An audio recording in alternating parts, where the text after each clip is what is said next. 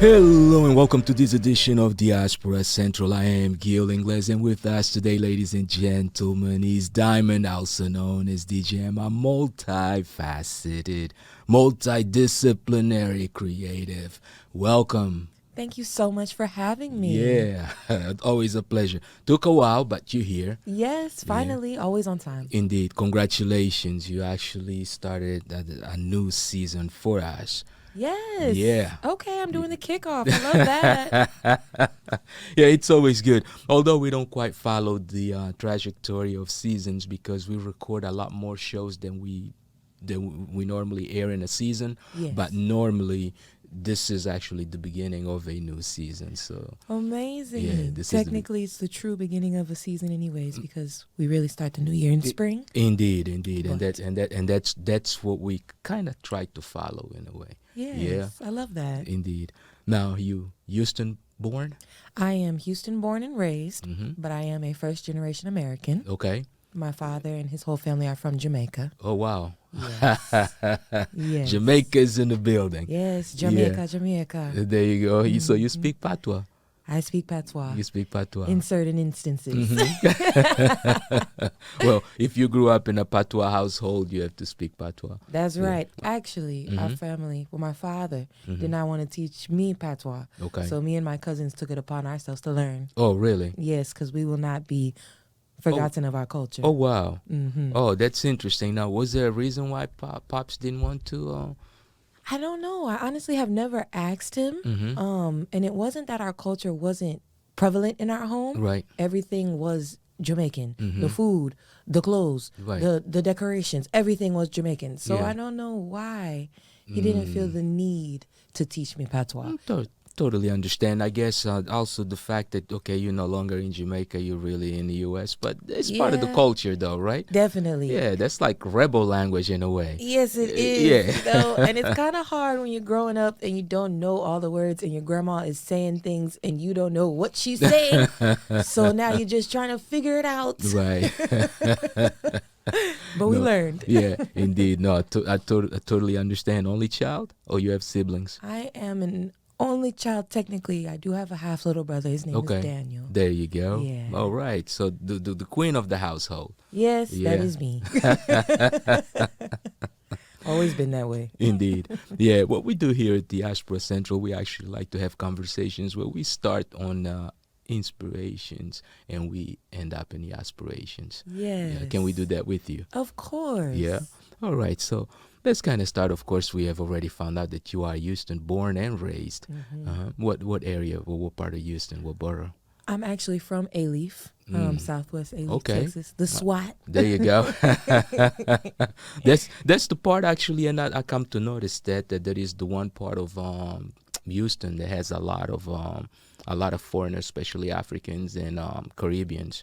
Yes. Right. I guess it's the most African Diverse. and Caribbean. Also, yeah, because there are also Indians and all other Asian. Asians. Yeah. Hispanic, Wow. everyone. When Indeed. I grew up, I had a best friend from every single culture. Oh wow. Yes. This is nice. Mhm. Yeah, this is nice. So I was school in that area.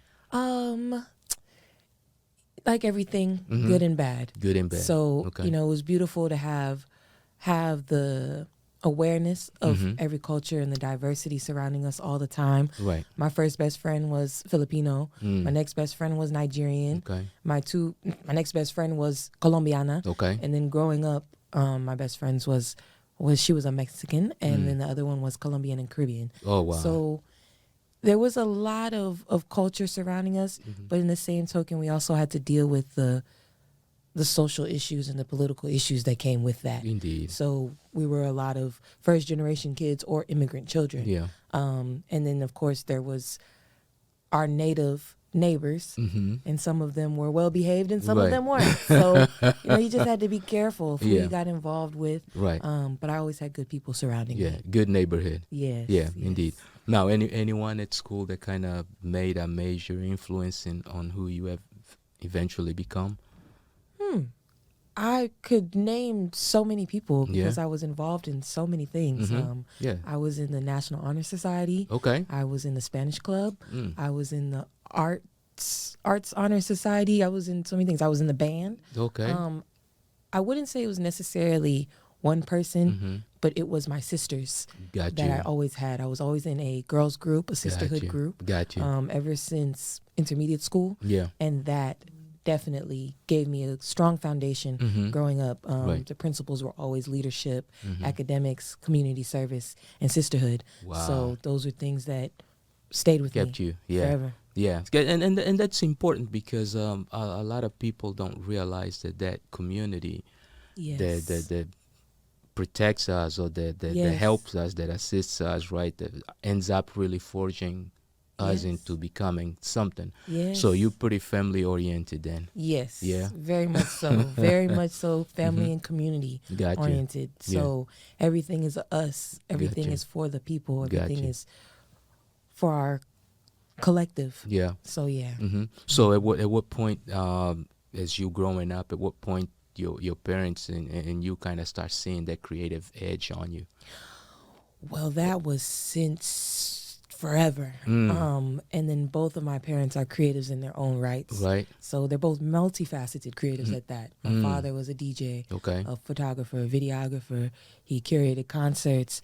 And then he also had a remodeling company. Got you. So a lot of creativity in different realms, different Right. ways. Mhm. My mother was a chef, Mhm. a massage therapist, Okay. a real estate agent, Wow. cosmetologist. So both of them Yeah. did many things. Stay busy. Yes. Yeah, stay busy.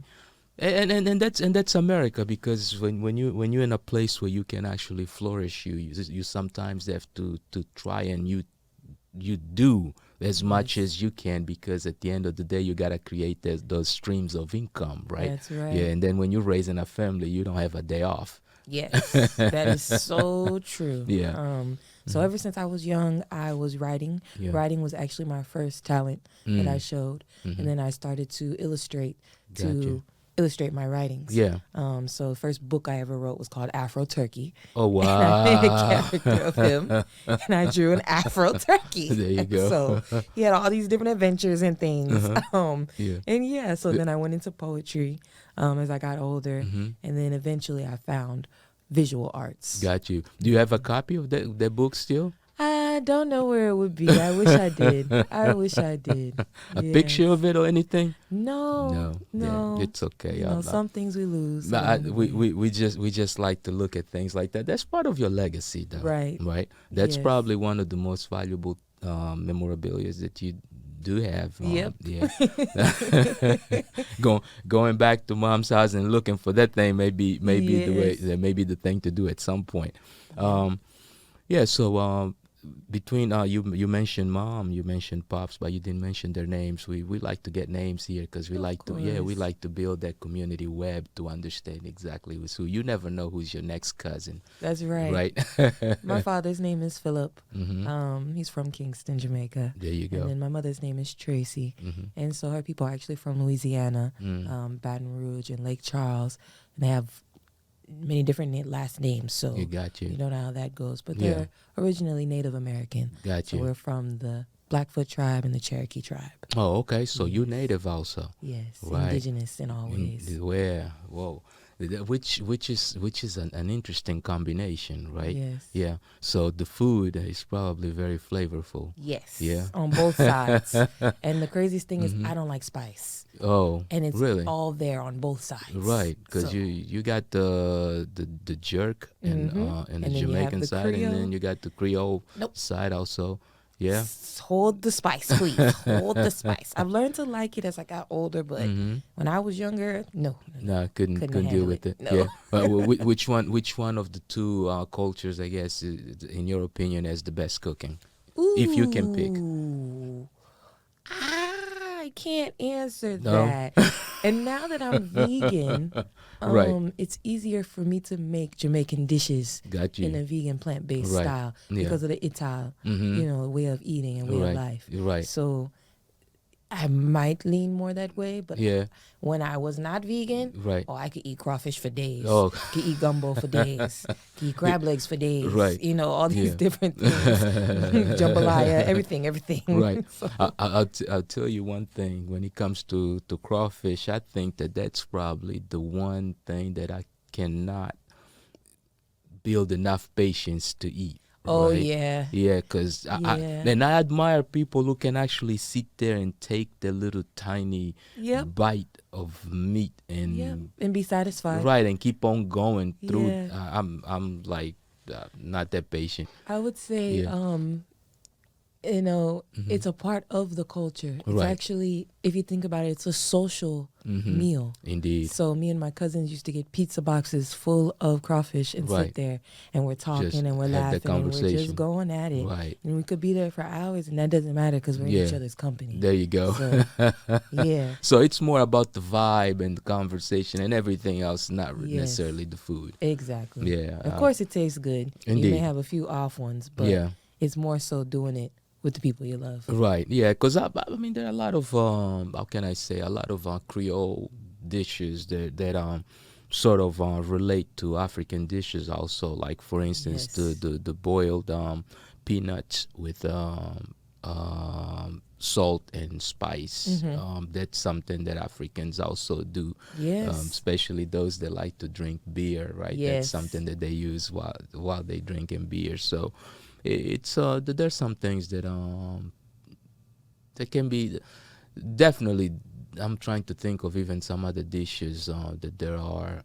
Kalulu, for instance, right? That's something that Africans also do, There's a and Creole Caribbeans. okra stew. Right, okra stew also. Yeah, Africans do that a lot too. So it's really very, very close cultures, and on flavor, I think the taste is also sort of very similar. Yes. Yeah. Honestly, in my opinion, they all are stems from the motherland. Right. Every culture that we explore as African Americans True. are really just stems from the motherland True. that have changed based on the environment, Mhm. their surroundings, what they have Indeed. access to, but it all comes from our roots. Yeah, the region. Yeah, yeah. It's part of the evolution, right? Right. We should say the evolution of the culture, because it will adapt Yes. to whatever section of the country it is. So, the first language you started to speak, was it Patois or English? It was English. English, And then the second language I spoke was actually Spanish. Spanish. Because my best friends were teaching me. And so, I had the one that was Colombian and Caribbean, and we would speak in patois, and we would talk and talk and Right. talk. But then the Hispanic one did not understand us. Yeah. So then when they started talking in Spanish and they would talk and talk and talk, I didn't understand them. Right. So we had to teach each other so we could all each other's understand. language. Right. So now, so you're fluent in Spanish. My mother likes to say I'm fluent. You're fluent, but if you start speak talking very well. about mortgages and investments, I'm Right. not. But yo entiendo mucho. Yo Yeah. necesito practicar muchas palabras. There you go. There you go. So- So hablas español. Sí. Yeah. Yeah. No, which is important. Languages are like passports. Yes, Yeah. it is. That was a beautiful way to say it. Right. Yeah. Yes. So when you go back to your childhood, right? Being you said you have a half brother. Yes. You can mention the name if you want to. His name is Daniel. Yeah. Me and Daniel have not had much time together. Right. But Daniel is my baby boy. That's my twin. There you go. And one day I hope that I'll meet him. And There you- Daniel, if you hear this, your big sister loves you. There you go. And that's important. So you older than Daniel is. I am. Right. Yeah. So growing up as an only child, how was it? Whew. It was, the negatives jump out first. It was lonely, but I was always at my cousin's house. Right. So I didn't have the experience of sibling rivalries or sibling fights, but I didn't have the benefits of it either. The Right. sibling to always protect you, to Right. always have your back, Right. Things like that. So my cousins were my siblings on both sides. Right. I used to go upstate to Baltimore every summer to my grandmother's house and spend time with my big cousin Right. and her little brother and her little sister. Yeah. And I would get to see them together and how they act and all of that. So it was beautiful to see other siblings Right. and see those relationships. Sometimes it's nice to be an only child because you get all the gifts. Right. There's no one to fight with, but all the responsibility falls on you. Indeed. Is the only thing Yeah. that I would say is a bit more challenging. No one else to blame. No one No else to blame. scapegoats. No scapegoats. My mother actually has sickle cell. Yeah. So whenever things happen, I'm the person Yeah. that is supposed to show up. You managing it. Yeah. Yeah. So Okay. it has its pros and cons. Yeah, indeed. And then I guess that toughens you up a little bit also. Yes. Yeah, Definitely 'cause- made me very independent. A lot more mature for my age. for a number of reasons. My father's pretty militant. So I was writing his business plans and his work orders, his contracts Got you. at the age of 10. Okay. So, you know, and Yeah. it wasn't a big sister or a big brother Right. to do it or to learn all the things that he was teaching me, how to Right. drill and how to tile and how to this and how to Right. that. So he grew me up to be very self-sufficient. Got you. And those are good things, because I'm Very sure that good. today you see the benefits of all those. Oh, yes. And especially in the in the lifestyle that you have, in the profession that you have. I mean, these are Yes. very useful things. Very much so. Yeah. As a creative, a lot of us are not well versed on the business side of things, Right. on the for lack of better words, the corporate side of things. So if we're Indeed. dealing with those professional clients, what contracting looks like, what invoicing looks like, Right. what professional customer service looks like, all these different things, I have been very involved with Right. since young. Blessed. Yes, blessed for sure. Indeed. For sure. Indeed. Yeah. So what schools did you attend, if you don't mind? I went to Heflin Elementary Okay. to start, and then I went to Budwig Intermediate, Mm-hmm. and then I went to O'Donnell Middle School, Okay. and then I went to Elsick High School, and then for a very brief time I attended University of Houston, the main Okay. campus downtown. Got you. Yes. Right. Yeah. And with that in mind, when you finally get to college, of course, you realize it. Okay, you're writing, and then you illustrating, and what's the next thing that you get into? Well, the As path a actually creative. went very differently. When I got into middle school, Okay. I got into the band and I got into theater. Got And I you. loved theater Yeah. with everything. And I also loved the band. Okay. Now, I will not lie, I was the person who wasn't really playing. I was the person who you was got- just acting. Okay, you gotta define that for us. So So- you were not really playing; you were just No. acting. So what are you Yeah. doing? So in your section, What instrument? I played the French horn. Okay, Played the French horn You for 6 years. you can fake the French horn, Yes. because you got parts that you really gotta No. gotta do. No, I'm not doing them. Oh wow! So in your section, there's multiple of y'all. And I Right. always had 3 to 4 horn players in my section, and I was Right. never the first chair. Got So you. I never had a solo part Got that I had you. to really play for. Oh, wow. So I would just come in when we were supposed to be really loud. And other than that, I just kind of Yeah, pumped it. just act. yeah. Just act, you know. Okay. And then when I got to marching band, that was a little harder because we had to really Play. give that value. Right. So that was a little harder. But I also had one fellow horn player who played forte all the time, even when it was piano. Right. So I could just lean on him to Got save you. my breath. Yeah. But I loved the music. I loved the collective unit of being in band. Right. And it wasn't until high school that I actually really got into art. So from freshman year all the way till I graduated, I was in art. Yeah. The last 2 years I was in AP art. Okay. And so that's where it really developed for me, and that's where I found my love for chalk pastels, Right. which is my original medium. Got you. And then I went to college for hotel and restaurant management, something totally unrelated Yeah. to everything that I was interested in, and it was because I was thinking about the money. I was thinking about how I could travel, Okay. how I could still do something that I love. Like I was thinking about how I could decorate the restaurants, and Gotcha. decorate the hotels. Right. And I was thinking about longevity. What is Gotcha. something that people will always need? Yeah. Somewhere to stay and somewhere to eat. Right. And so I graduated at the top 2% of my class and could go to any college that I wanted to. Right. But I was not very knowledgeable about, the process of getting into college and Right. what it took, applications, all these things. Mm. So I was being told to apply for scholarships and do this and that, but I really didn't know what I was doing. Right. So I chose U of H. Yeah. So you were getting that information, but you didn't quite understand exactly what he meant. Right? Exactly. Yeah. And let's go and take our first break, and when we come back, let's actually try to unpack a little bit of that process, even going through that process of applying for college without knowing what you're doing, because you are not the only one. Several people actually go through that process, because Yes. guidance counselors at times go under the assumption that maybe that person at home has Yes. that support or that understanding, and they don't quite realize that for a lot of families, you may be the first generation crossing that Bridge. Exactly. Yeah. So let's take our first break, and we'll be right back. If you just joined us, you're now tuned into the Diaspora Central Spotlight with Gil Ingles, and our guest today is Diamond. See you.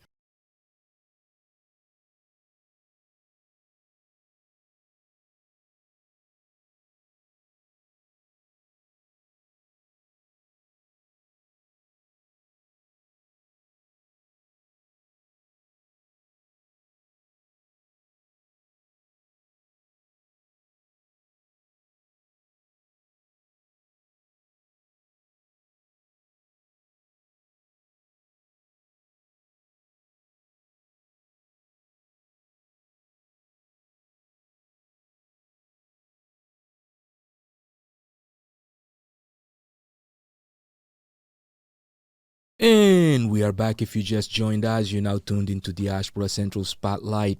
This is Gil, and our guest today is Diamond, also known as D.GEMM. D.GEMM. Now, let's actually first start with the names. Diamond, is that your actual name? Diamond is my legal birth name. Wow. Did your parents ever tell you why they named you Diamond? Yes, Okay. it is. Can you share? It's a funny little joke. Mm-hmm. So nobody take it any other way, okay? My mom said I was the only diamond she was gonna get from my father. Oh. And listen, and I don't think that there's a better diamond than that. That's right. Right. She got the best one. Indeed. There's no better diamond than that. That one definitely shines, continues to shine, and then he will also eventually give other diamonds that will continue to shine. That's right. Continuity. Yes. Yeah, that's well thought though. Well thought. And what about the other name? D.GEMM. Mm-hmm. So when I was younger, because my name is Diamond, I never really had a nickname. Mm-hmm. So one of my sisters from the girls group I was in, Mm-hmm. LOE, Ladies of Elegance, There you go. she gave me the nickname Gem. Mm. And so it was just a shorter name, Yeah. but a more broad name for Yeah. Diamond. Yeah. And so I took Gem, and she's the only person that calls me Gem, Mhm. my sister Ajani. Mm. But I shortened my first name Diamond to D, because Gotcha. a lot of people like to call me D, even Right. though I don't like it. So then I became D.GEMM. And There as you a go. poet and a music artist, Mm-hmm. I play on that a lot because I'm D.GEMM, Right. the Gem, D.GEMM. Yeah. Yeah. So you were talking about we were talking before we went into the break. We were talking about going to college, right? And being, I mean, in high school, being confronted with the reality of having to choose a school to go to, not quite understanding the process. In your opinion, and not accusing fault to anyone, but just Right. simply looking back and saying, Yes. what in your opinion probably you believe that the breakdown in, or could have been done better, let me put it this way, what in your opinion could have been done better to probably assist you in being able to choose? And I asked that question really in hopes of even helping educators, person. right? Yeah, Yes. and students who may be going through the same thing. Yes. Mhm. I would say for no one to make assumptions. Right. Not the kids, not the parents, not the counselors. Right. Because a lot of times parents or counselors, the adults can look at a child and say, oh, they're so smart. They know what they're doing. Right. And think that we don't need any assistance or we don't need any guidance. Right. When really we're overwhelmed. Right. We don't know what we're doing. And we're trying to figure it out. And a lot of times we'll just shy away from it, Right. as opposed to going towards it full-fledged. Yeah. So I had so many letters coming to me from all these different colleges. I still have the box at home full of all the "we're interested in you" letters, Right. but I did not know, the application deadlines and just all these different The pieces process. of information that I was supposed to do Yeah. and consider. Right. I wasn't very aware, and I didn't take it upon myself to really try to go out and gain that knowledge. Right. I just thought, oh, I'll just pick one There you and go. it'll be fine. Right. But really, it should have been more intentional. Mm. And I think that would be a focus when anyone is looking at college, Right. is your intention. Yeah. What are the things that you want to experience in your college experience? Is it the clubs and organizations? Is Right. it the networking? Is it, the stature of the school itself? What are these different things? Right. One of my first choices was Columbia in Chicago. Mm. And I actually met a gentleman the other night Right. over coffee, and we were talking about, he was telling me, he's from Chicago, he was telling me how their arts culture there is just so strong. Right. And it resonates with who I am. Right. It's very soulful. It's very Afrocentric. Right. It's very for the people and for Right. the culture. Mhm. And I was like, wow, I didn't know, but I knew that's where I should have been. Right. But I ended up somewhere different, which is Yeah. okay. Mhm. I had a good college experience for a while I was there, but Right. I also was not knowledgeable about the financial side of it. Mm. So right. I thought because, I was top 2% in my school, everything was paid for. Right. I ended up staying on campus, and after the first semester, they told me I could not come back Right. unless I paid $7,000. Right. I did not have $7,000. Mm. And at that point, I didn't know much about loans or grants, and I didn't want to get myself into any further debt. Right. So instead of, again, doing the further research, Right. or I would tell anybody, go and ask for support. Right. Go and ask the questions. Right. Don't just throw it up in the air and be like, it's okay. Right. And being unable to ask for support can come from and stem from a lot of different reasons, a lot of different roots. Right. But it will help you more than it hurts you Indeed. to ask for help. Indeed. So that's what I would say. Yeah, gotta overcome that fear of and in all honesty, also gotta avoid being on that comfortable state of not knowing. Yes. Right? Yeah. Sometimes it's okay to be uncomfortable That's by right. knowing, but you for sure know what you need to know and asking questions. Thank you for sharing that experience, because I honestly believe that would be beneficial to someone. Yes. It's interesting. I can tell you, just based on this conversation, there I believe 2 other people. One young man actually is currently in the U.S. military, who can probably share somewhat of the same story, just like yours. Also, it was all based on the assumption that, oh, he's smart, he can figure it out, or he knows it all, and this and that and whatever. Once he's confronted with the actual truth of what it is, it's like, oh wow. And then, okay, so you now have to go back to the baseline and redesign, redraw your life and your plans for life. That's right. Of course, you've been blessed enough to take that clean canvas and start life in a different and better manner. Yes, right? One that was more aligned for me. So after I left college, I went into banking. Wow. I worked in banking for 3 years. Okay. I got robbed twice. Whoa. And after I got robbed at the bank twice, Yeah. I quit. But hold on. This is the first on Diaspora Central. I have never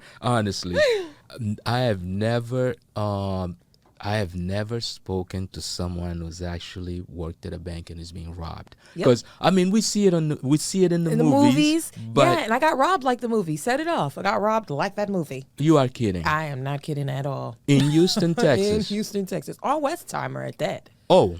Yes. So okay.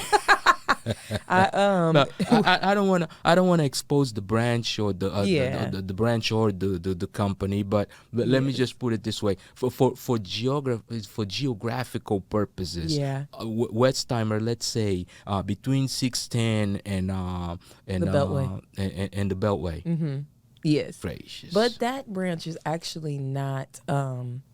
It's not really open in Houston anymore. Mm-hmm. It's an international bank. Okay. And so that location is not even the same bank anymore.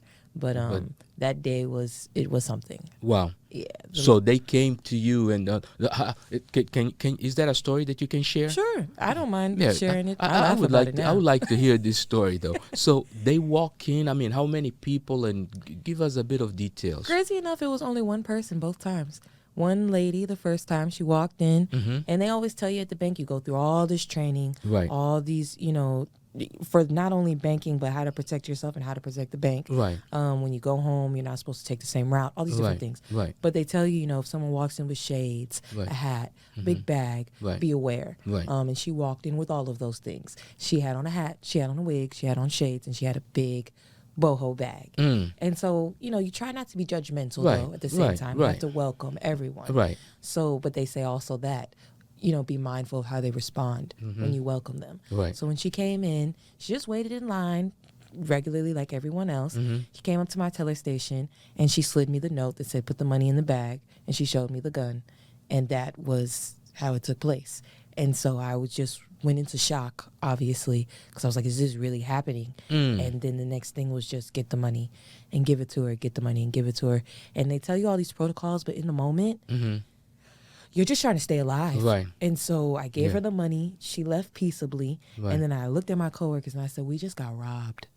And they were like, what? So we had to shut down the bank. Right. And the FBI came. I had to give a description and all these things. Right. And so it was actually a group of 3 women.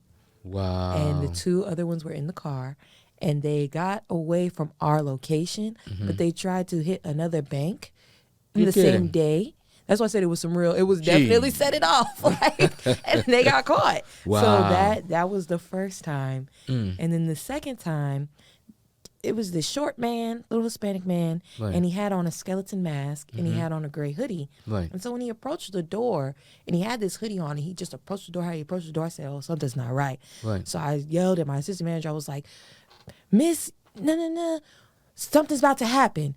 And then he came in and he ran towards the teller desk. He jumped on the handicap station because it's like the handicap station. Right. And then the higher teller station. Yes. And he had a pocket knife. And he looked at my coworker and he said, "Give me all the money." And my coworker was frozen. It was a Caucasian younger fella, but he was just frozen in shock, you know, to the point where he couldn't move. So I went into action because I had already been through this, and I'm ready to get it over with. Here you go. Take this money and go. I gave him the money. I literally said, "Take this money and go." Gave him the money, and he left. And then we went through the whole process again. But this time I had an emotional breakdown, and I went off on everybody in the branch because I was too through. Wow. And the crazy thing about both experiences is I almost got fired for losing too much money because you have a certain drawer limit. And so because I was not under my limits, part of the loss was technically my fault. Oh, wow. And in that moment, that just made me even more upset because I felt like y'all don't care about my life. Y'all don't care about people. Because what did you want me to say? "Excuse me, Mr. Robber, I need to go and do a deposit real quick before you take the rest." Like, what did you want me to do? I'm going to give them however it's insured. Yeah, but see, I think America's got too many rules. Like anywhere else, is a bank teller needs a gun, needs a bazooka, needs something already. As a matter of fact, probably already there, like pointing to this individual. So anything, you already know. Yeah, you don't even have to pull a trigger. You just step on it, and this thing is already fired, and he's done or she's done, whatever. Some type of actual security protocol. Yeah, and wow, this is interesting. So after that, they got security into the branch, and that's actually how I met one of my good friends. We're still friends to this day. He goes by DJ Cliff Banger. Cliff. Shout out Cliff. Right. But yeah, so he was a security officer. And so after that, though, I realized that life is just too short. Indeed. Not to do the things that you love. Yeah. Not to live your life in full. Right. I used to get in trouble for drawing at my teller station. And then once they told me I couldn't draw anymore, I would start writing my poetry. They told me I couldn't write anymore. I said, "Okay, y'all are taking away all my freedoms. I know you want me to focus on this work, but this is not where my mind is." And all my customers would come to my station and they see what I do and they tell me how beautiful my creativity is and ask me what I'm doing with it. And at that time I wasn't doing anything with it. So after I quit, that's when I became a full-time creative in 2015. Wow. So you just stopped and focused on my calling, my purpose. Yeah. What I'm here to do, which is to create many ways to help other creatives and to help people to follow their dreams. Yeah. And from that point on, things changed. Been a full-time artist. There you go. I started doing art shows, started body painting. Yeah. I started selling my works, everything. Eventually, with body painting, I developed a team. Okay. So I had a team of models, a team of photographers and videographers. Still that community essence of me. Yeah. We're doing this together as a group. Indeed. So I came up with various concepts, and then we would create those concepts. One of the biggest concepts I did was the 7 Deadly Sins. Okay. So that was a 12-hour photo shoot. We started at 5 a.m. with me body painting the 7 models by myself. Okay. And then we went to the location and we shot with 3 different photographers, and we ended after 12 hours of work. Gracious. So from 5 to 5. From 5 to 5. We were shooting. Wow.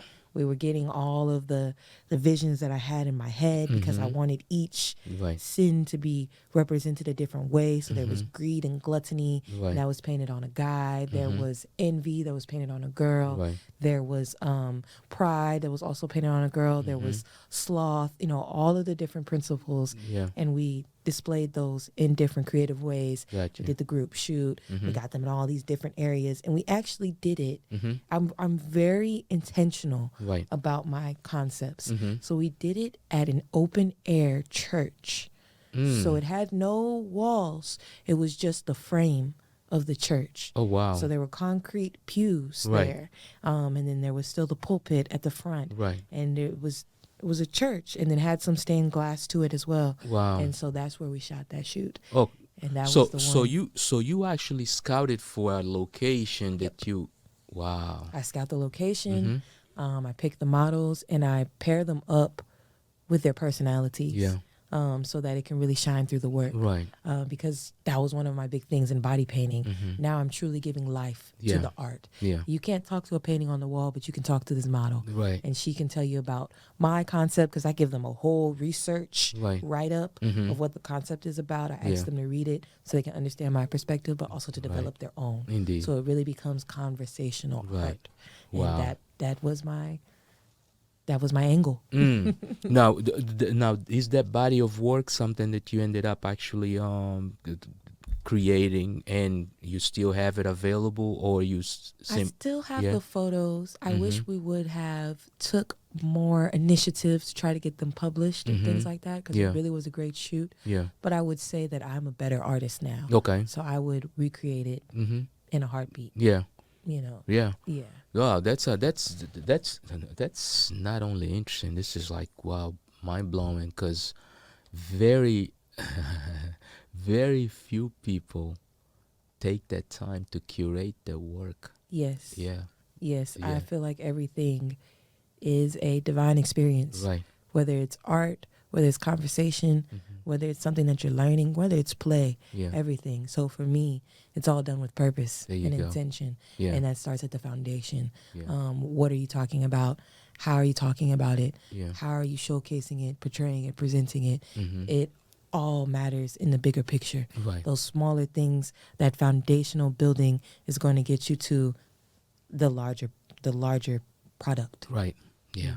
You got a view. You gotta envision that. Yes. That product. Yes. Yeah. I'm very much so a visionary. Yeah. And so I'm very particular on how that vision will be shown to the world. Yeah. And how it needs to be executed. Yeah. So location searching, models, certain photographers have different styles and things like that. Right. So everything is chosen for a reason. Yeah. Now, of course, the curation of the curation process is something that a lot of times, and especially, I don't want to say new artists. Maybe I should just say some artists that are new to arts. Yes. I guess. Yes. Right. I don't want to say new artists, because I believe that really art's something that comes from within. So I don't know how new it would be within a person. So the curation process is something that is not very normal to a lot of people. No. Right. It's a skill that once you master curation, then you really start to master art. That is so true. Right. And if I can be honest, I did not feel like that until last year. Wow. That's because I started to understand the depth of the art and why, artist statements and artist bios exist. Yeah. Because it's telling you about the core of the art and of the artist. Right. So I literally did not truly find my artist statement until last year. Wow. I did not truly find my bigger picture in art and what I'm creating and why I'm creating until last year. Wow. And then for me, it's to integrate divine principles into the works that I create, as well as to create a connection through the art to different cultures, different people, and different concepts. Right. So throughout that entire time, although you were taking certain mastering or master steps, you were just doing it because it felt natural to do it, or like the right thing to do. It was not really because you fully understood the whole process. I actually taught myself how to paint, so I didn't have the foundational knowledge of the skills and things like that. So I was really just going based off of intuition, based off of how my father taught me how to approach things. Right. You start from point A and then you go to point B. Right. What you see is what you get, Diamond. Right. So with that, he always taught me to have intentional thought about what you're creating. Very wise man. Very wise man. Yes, I love my father. I'm so thankful for him. There My you mother go. too. They both taught me different things that made me who I am today. Right. Yeah. No, shout out to the parents. You know what? I hope that my daughter watches this. She's also an only child, so she'll probably see the benefits and similarities in some of those things, having to grow up in a household by herself, right? Mine's is too. My baby girl is 7. Right. She's an only child. It's There you just go. me and her. Yeah. And so she actually a lot of people know that if you see me, you see her. There you go. So a lot of the community knows her Yeah. already. There you go. And a quick funny story, one time she went into the bank with my mother, and this man said, "I know you," but he was talking to my daughter. Right. And my mother grabbed her hand and was like, Right. "What do you mean Yeah, you know what in her?" the world? He was like, Right. No, I know her mother. She comes to the art shows. I see them both. Right. Come into my office and I'll help y'all. Yeah. They skipped the line because of my child's face credit. So having your children involved in what you do, Yeah. I would say is very vital to Yeah. them also seeing what success looks like. Definitely. Yeah, and that's how they learn. That's Yes. how I don't think that there's better better school than actually the power of representation, Yep. right? Of knowing that this is how my parents did it and do it, because that appreciation Yes. helps you also develop a sense of gratitude for That's right. for the actual process, Yes. right, and not just the product, because Exactly. sometimes we can take the product for granted because we don't understand the process. I would definitely agree with that. And I feel like that is just where society has come to at Yeah. this point. We all call it a microwave society. Right. It's Yeah. pop, pop, pop, quick, quick, quick. And people forget that it takes years and years and years to Indeed. gain the knowledge, the Right. skill, the know-how, Indeed. and the confidence Indeed. to do the things that you do. Indeed. It's not an overnight thing at Right. all. No, not at all. Not at So- all. Yeah. So with that, let's go ahead and take another break and take a look at some of the work or some of the content that Diamond actually has out there. So let's take another 2 minutes and we'll be right back. All right. All right.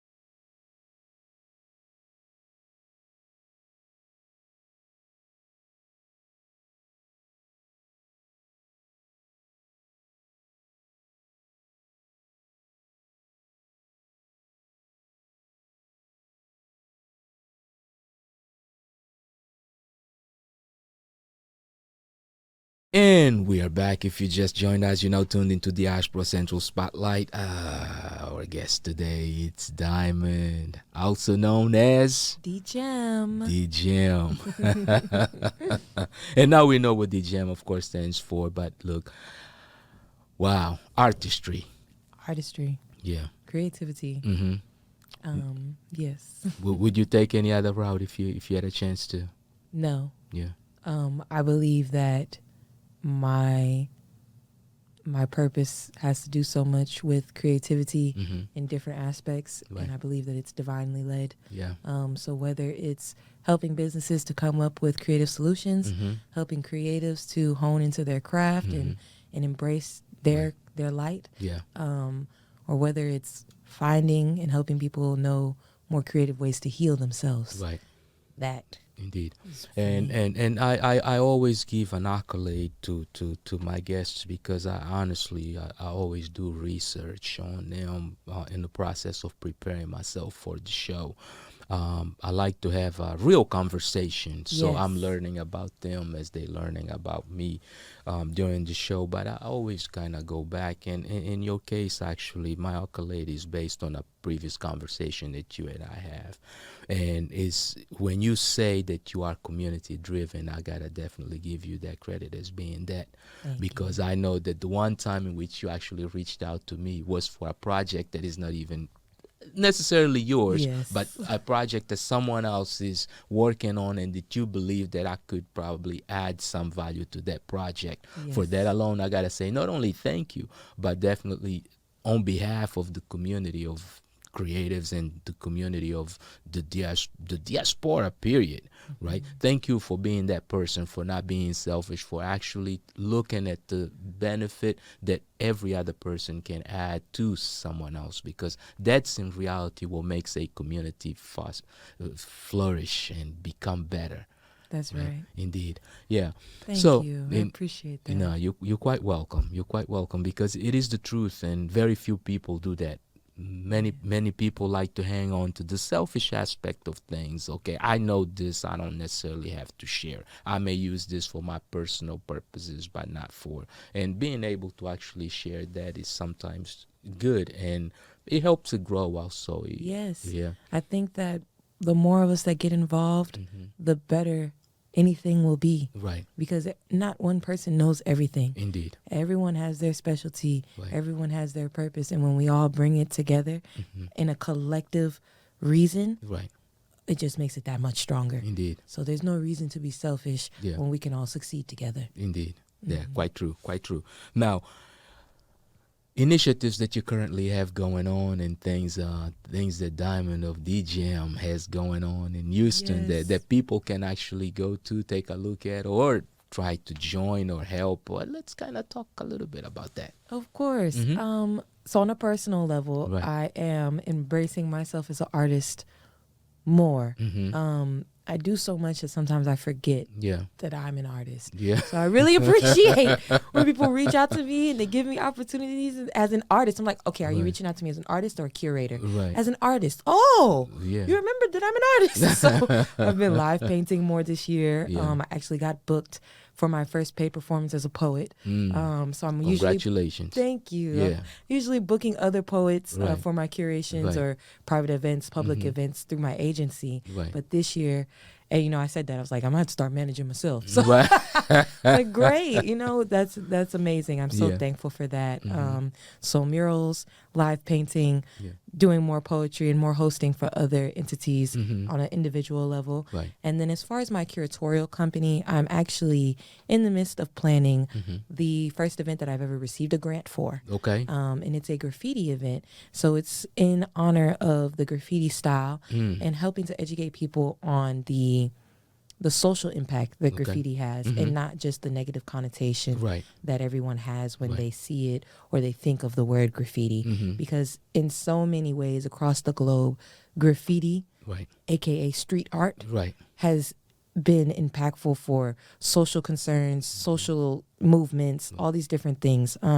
We know what's going on right now with immigration. Yeah. We're seeing a lot more murals going up, Yeah. showcasing how we are a community, Right. how our home is for everyone. Right. And that is so important Indeed. because visuals are more impactful than words, and True. that is a scientific fact. True. So that is one thing that's happening now. It'll be happening downtown. Yeah. I'm actually meeting tomorrow to settle on the date. Okay. So I'll have more information on that coming soon. Got you. And we'll need volunteers. We'll need some artists to come out and vend. I'll be having 2 artists live paint. So we'll be needing submissions from local artists to create these new works of art at this hotel downtown. Okay, there you go. So not only an opportunity for you, but also an opportunity for other creatives in the city Yes. to come in and join and take part in this big event. Yes, and an opportunity for people to learn. There will be a workshop for young children, teens, adults, everyone to come Right. and learn the process of murals, Right. street art, and Yeah. how to take it from a drawing and a design to the bigger picture. Right.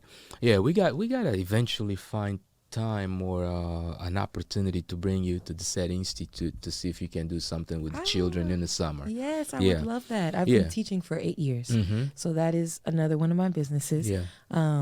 For lack of better words, it's a paint and sip company, but it's not your average paint and sip. Okay. So we teach much more than just painting. Gotcha. Any craft that you can think of, if I have an instructor who is skilled in that craft, Right. I offer it. There you so go. whether it's pottery, clay, I just met a fella who is a leather craftsman.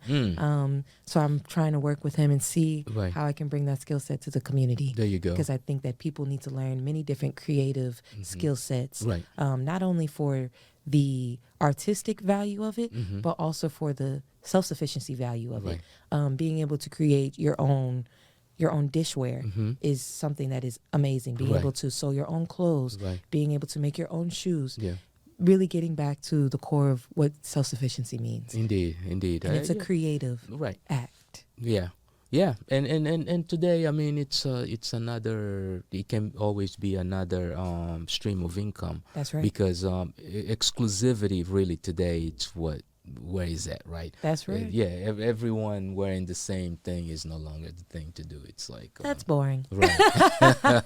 get some style to you. Yeah. Know, do something a little different. There you go, and take that from my lady. That actually you're very well dressed. I was just admiring your outfit and actually the patterns that yes. yeah that you try to represent both sides of me. Right. All of the indigenous that is within me. That's exactly where I was gonna go. It's like you got the Afro-Indigenous patterns, right? Very well represented, and the business side, of course, yes. with the. Thank you to my stylist Nanoski. Y'all go book her. Yeah, and that's how I like to be as well, is to be able to plug the other creatives around me. Right. Whoever has that skill and that's for them, let it be known. Indeed. Shine their light for them too. Indeed. Shine light on them. Indeed. And which is the last thing. Soon I will be organizing a talent showcase through my agency to shed more light on our local talent. Gotcha. Going back to where I started with creative showcases with Melanin Muse Art, which transitioned into Melanin Muse Arts Agency. And so now for the past year, I've been booking talents for different corporate entities.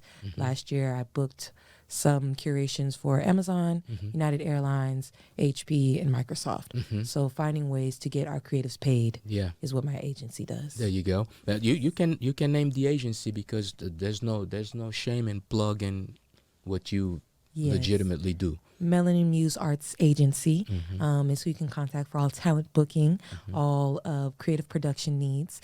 And then for any curatorial needs, my company is Cultured Concepts. So art exhibitions, cultural experiences, whether it's a cultural fashion show or whether it's a conceptual art exhibition or just a curation for a private event, I do any of those things. Okay, there you go. So for those of you that have other events going on in which you need that special creative touch, art form, creative touch. Yes. You know exactly who to contact and why to contact. Now, you also do commissioning, I take it? Yes. Yeah. I do commissioned artwork.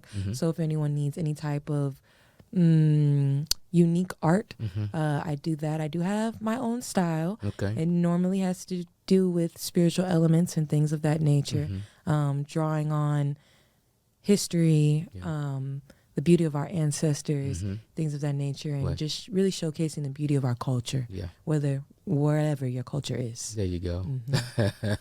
Hey, when you know where you're coming from, you know where you're going. Right? That's right. Yeah, you got to embrace it, love it. Indeed. Show it. Yeah. So now let's kind of, they'll go back to Jamaica again. You been to Jamaica? I have been to Jamaica when I was young. That is one of my biggest goals this year, is to take my daughter home. There you go. Because she has not met my father yet, and I have not seen my father in 13 years. Oh, wow. And so that is the number one goal. There you go. Spring break, we're going to see my grandmother. Yeah. And now your grandmother is in the East Coast, right? Yes, Baltimore. she's in Baltimore. Right. We're really excited for that too. Yeah. So we'll be there. Right. Jamaica is my heart and is my home. Doesn't matter where you were born, it's in your blood. Right. And so that is why I'm a healer in the way that I am. That's why I lean on holistic healing. That's why part of why I became vegan for the influence of Rastafarian beliefs in the culture, where we eat naturally, we do everything naturally, you heal naturally, you eat naturally, you live naturally. Indeed. And so that is what I emphasize through my healing brand, Nurtural Life. I help people to live a more natural and nurturing lifestyle for themselves and for their families. So. Now, what exactly kind of drove you to become vegan? Was that a specific thing? And can you share it, I guess, first? Of course. And if you can share it, what was it? I have been vegan for 8 years. It took me 5 years to transition. Okay. Honestly, I had some friends first that introduced me to things. I was already on my path. I gave up pork, I gave up beef, I gave up chicken, each 1 year at a time. So I always try to encourage people that it doesn't have to be an overnight thing, as long as you're taking the steps to eat healthier and be healthier in every way. And these friends introduced me to a lot of documentaries, a lot of our intellectuals, things like that. So once I started to gain the knowledge of what was in our food, and then even once I started to delve into more of the spiritual aspects of things, energy can never be destroyed, it can only be transferred. I don't want trauma and pain Right. transferred into my body. Mm-hmm. And so over the years, as I learned more and gained more knowledge, it was just a way for me to go. Yeah. And I plan to live past the age of 100. So There there you are go. documentaries that show, the blue Right. zones across the world and how Yeah. they eat. Mhm. And it's very plant-based. Right. It's very intentional. Right. We don't eat for taste. We eat for longevity. Right. And so that is what I instill into my daughter, Yeah. who has also been vegan since she was born. Yeah. And I feel like I was intuitively led to also go vegan because that child loves animals like nobody's business. There you I go. learn a new animal fact every day. And so I couldn't harm animals anymore for the Right. sake of my child that was Yeah. in my womb. Yeah, loves life. Yes, Mhm. love life. Yeah. That's literally what I have on my Yeah. shoulders. There you go. Yeah. Yeah. Oh, really? Yeah. Interesting. Yes. Wow. So the benefits of it, for your health, Mhm. if you have an alkaline body, as Dr. Sebi said, Yeah. then no disease can exist in it. Indeed. And so there are different things that we can do to create a healthier lifestyle for us and create longevity Mhm. every day Yeah. in natural ways. Right. And it's not just about the eating, it's also about our practices. Mm-hmm. It's about what we do on a daily basis to make sure that we're connected in mind, body, and spirit, Right. and to the higher spirit. Right. And so that's why I lead yoga, Yeah. I lead meditation, Mm-hmm. I do dream interpretation. Right. A lot of us think that our dreams are just these silly little things, Mm. and really there's so much more sometimes. Really? Yes. It's and I say really because it's like a few months ago I met someone that told me that they have never had a dream. Wow. Right? They sleep and they don't have a dream. So when people talk about dreams, they don't know. He doesn't know what that is. Sometimes a dream is just a one-off. Right. Sometimes it's your subconscious telling Yeah. you the things that you don't want to accept in the conscious. Yeah. And then sometimes it's the spirit warning you, giving you messages, Right. and telling you what not to do and what to do. There you go. I have done all the things in my dreams. Yeah. Astral projection is very real. Yes, you can fly in your dreams. Yeah. And for those Mm-hmm. who want to know how to fly in your dreams, Yeah. you need to make yourself conscious in the unconscious Mhm. and take control of your mind. Right. And that way that you can control your spirit. So with that, there's just different things to it. When Right. I got with my daughter's father, I had a lot of dreams, Mm-hmm. and I ignored them. I wrote them all down. I Oh, wow. interpreted them, Yeah. but I ignored them. Mm. And if I would not have ignored them, I would not have gone through some of the things that I went through. Right. One of the dreams, he was outside of my house, and he was a raging bull. And he was huge. He just kept growing with rage. And I had a belt, and I was trying to lasso him. Okay. And my belt grew, but my belt was not strong enough. Mm. And I won't go into the Right. interpretations, Right. but if you're a spiritual person, then you can Right. understand. Yeah, I totally get it. Yeah, So, I totally get it. Wow. Yeah, that was a abusive relationship, domestic violence, all those things. And it took me many years to leave. And it was actually when I got pregnant that I realized that I could not Raise a child. anymore. Yeah. Yeah, I had to Yeah. protect her. Yeah, sometimes you sometimes like the divine force sometimes will also show intercede. you the way, right? Yes. Because eventually, And if you don't listen, my grandma always used to say, those who can't listen must learn. yeah, And so I learned. yeah, But you don't have to Right. learn in that way yeah, if you just listen to the spirit and what it's Right. telling you. right. And so, But sometimes the process also is what helps you become tougher, right? yeah, Yeah. definitely helped me become who I am.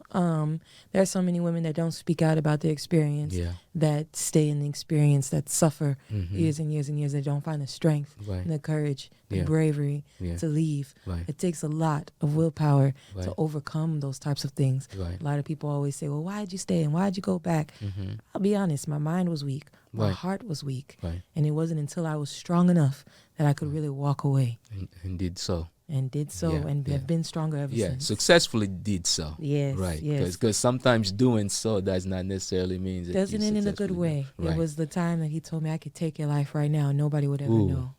And gracious. that is a thing that always stays Right. with me. Right. And so I'm so glad and Mm-hmm. thankful that I found the strength to leave. And that's actually one of the reasons why through my holistic brand, I do a women's conference every year. Mm-hmm. This will be the third year that I'm looking forward to doing one. Yeah. What's the name of the conference? Womankind. Womankind. Yes. Okay. So I do a focus on girls and women, normally on women in entrepreneurship, holistic practices for women, as well as spiritual practices for women. Last year we actually had a defense instructor, a self-defense instructor come. Her name is Fundi Faye. She's amazing. Wow. She's a world-renowned martial arts champion. And she came and she taught me how to get out of a chokehold, which I had experienced so many times before. Yeah. And never knew how to protect myself. Oh, wow. So in 10 seconds, she taught you how to do that. Never be in that situation again. Gracious. She gave me my power back. There you go. I believe every woman should empower herself. Right. Always. Spiritually, physically, mentally, emotionally. Everybody, women and men, because it doesn't just happen to women. Right. And I want to put that out there too. And this year, I'm actually looking forward to do a men's conference as well.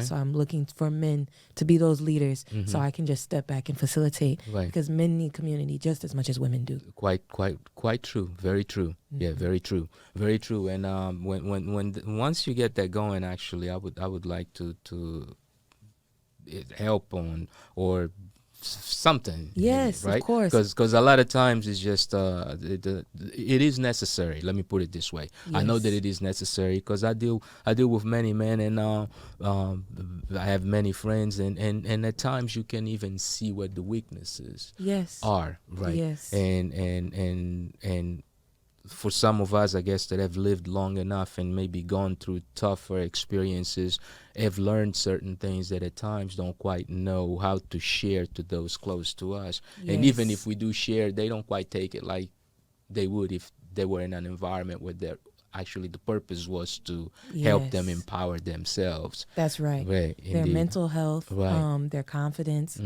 even just healing in general. I feel like so many men go through things and they just have to keep it inside and keep moving. And it's not fair to them. Right.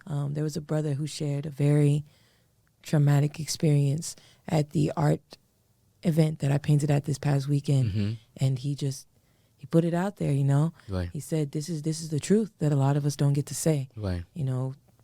Childhood molestation is real for everyone. Gracious. And so I commend him. Wow. And I will forever commend him for being vulnerable and sharing that. Right. His name is L.J. Hamilton. He's an amazing poet for many reasons. So y'all definitely check him out too. Yeah. I mean, may you find that healing force. And I feel like creativity is one of the places where we find healing, and that's why I'm such a proponent of it. Right. Because there's so many ways to heal. Yeah. In my brand, I also teach about intuitive movement and learning how to actually listen to our bodies and how to actually release the trauma, not only mentally and emotionally, but physically removing that energy from your body. So through dance, through movement, through yoga, through ecstatic movement, all these different things can really loosen up all that stagnant energy in your body.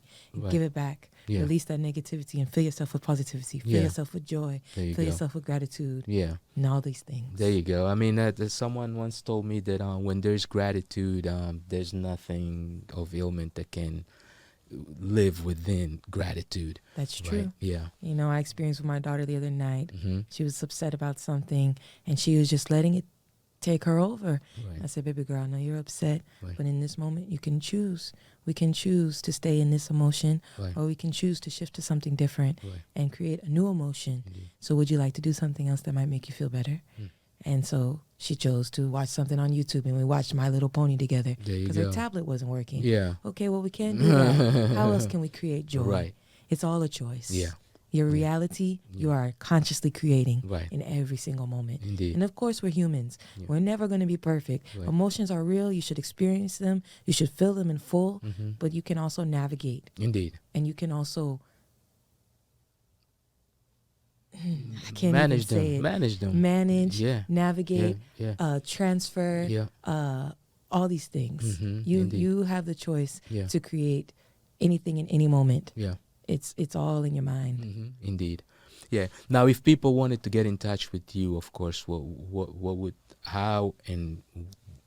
would they use? What form would be the easiest way to get in contact with you for either one of your initiatives, your businesses, or your processes? Well, Instagram is everybody's best friend now.